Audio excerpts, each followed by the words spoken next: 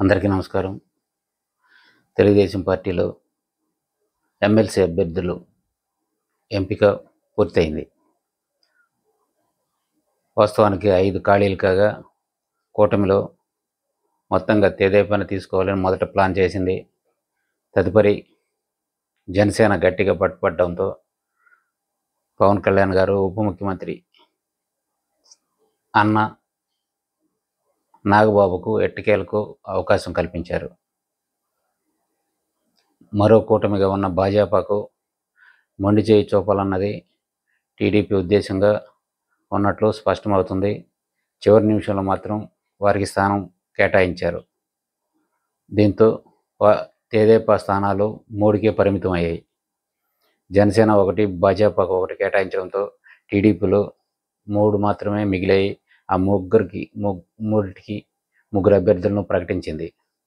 ఇప్పటికే సుమారుగా 25 నుంచి 30 మంది ఆశావాహకులు రంగంలో ఉండగా వారిలో ఉత్తరాంధ్ర నుంచి ఎస్సీ సామాజిక వర్గానికి చెందిన కావలి గ్రీష్మ, ఈమె గతంలో ఉమ్మడి ఆంధ్రప్రదేశ్ అసెంబ్లీ స్పీకర్గా పనిచేసిన కావలి ప్రతిభా భారతి కుమార్తె కాగా టికెట్ దక్కని పరిస్థితుల్లో ఆమెకు అవకాశం కల్పించారు. మరో నేత బేదా రవిచంద్ర నెల్లూరు జిల్లాకు చెందిన వ్యక్తి, బీసీ సామాజిక వర్గానికి చెందిన వ్యక్తి కాగా పార్టీలో లోకేష్ బాబు గారికి, ముఖ్యమంత్రి గారికి దగ్గరగా ఉన్న వ్యక్తి. ఆ బీసీ సామాజిక వర్గాన్ని ఆకలింపు చేసిన వ్యక్తిగా పార్టీకి వెన్నుగా ఉన్నారు. ఆయనకు 2వ దఫాగా ఎమ్మెల్సీ అవకాశం ఇచ్చారు. గతంలో 2014-19 మధ్యకాలంలో కూడా ఓ దఫా ఎమ్మెల్సీగా అవకాశం ఇచ్చారు. మరో వ్యక్తి బీటీ నాయుడు గారు, కర్నూలుకు చెందిన బీసీ సామాజిక వర్గానికి చెందిన వ్యక్తి. ఆయన కూడా పార్టీకి బలమైన వ్యక్తి, ముఖ్యంగా బాబు గారికి దగ్గరైన వ్యక్తిగా ఉండడంతో ఆయనకు ఎమ్మెల్సీ దక్కింది. గతంలోనూ ఓ దఫా ఎమ్మెల్సీగా పనిచేసిన అనుభవం కూడా ఆయనకు ఉంది. పార్టీ వ్యవహారాల్లో చురుగ్గా ఉంటూ ప్రతిపక్షంలో ఉన్నప్పుడు వైకాపాను ఎదుర్కొనే వ్యవహారాల్లో చురుగ్గా పాల్గొన్నట్లు పేరుంది.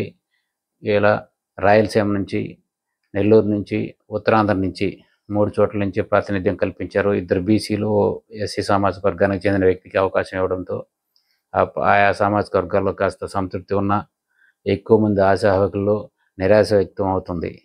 పార్టీ గతంలో ఎన్నికల ముందు కూటమి అభ్యర్థులకు టికెట్లు ఇవ్వాల్సి రావడంతో చాలామంది ఆశావాహకులకు టికెట్లు దక్కలేదు.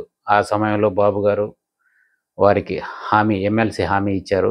ఈ ఎమ్మెల్సీ హామీల్లోనే ఏకంగా పిఠాపురం సీటు దక్కని వర్మ గారికి ఈ దఫా కూడా ఎమ్మెల్సీ అవకాశం దక్కలేదు. ఆయన కాస్త మనస్తాపంగా ఉన్నట్లు సమాచారం కాగా ముఖ్యమైన నేతల్లో వర్మ ఓ వ్యక్తి. ఆయనకు సీటు దక్కకపోవడం ఆయన వర్గీయులు, ఆయన అభిమానులు కూడా ఆందోళన వ్యక్తం చేస్తున్నారు. ఇదే క్రమంలో టికెట్ ఆశించిన టీడీ జనార్దన్, జవహర్, పీతల సుజాత ఇలా వివిధ జిల్లాల నుంచి మరో ముఖ్య నేత దేవినేని ఉమా సీనియర్ నేత కాగా ఆయన గతంలో ఇరిగేషన్ మంత్రిగా కూడా పనిచేశారు. పార్టీకి నిబద్ధత కలిగిన వ్యక్తి, ఎప్పటి నుంచో కీలకంగా ఉన్న వ్యక్తి. ఆయన సీటు అప్పుడే పార్టీలోకి చేరిన వ్యక్తికి ఇవ్వడంతో టికెట్ దక్కని పరిస్థితి. అప్పట్లోనే ఆయన ఎమ్మెల్సీ చేస్తామన్న హామీ కూడా దక్కించుకున్న ఫలితం రాలేదు. ఇదే క్రమంలో 26 జిల్లాల నుంచి ఆశావాహకులు గట్టిగానే ఆశలు పెట్టుకున్న ప్రయోజనం లేకుండా పోయింది.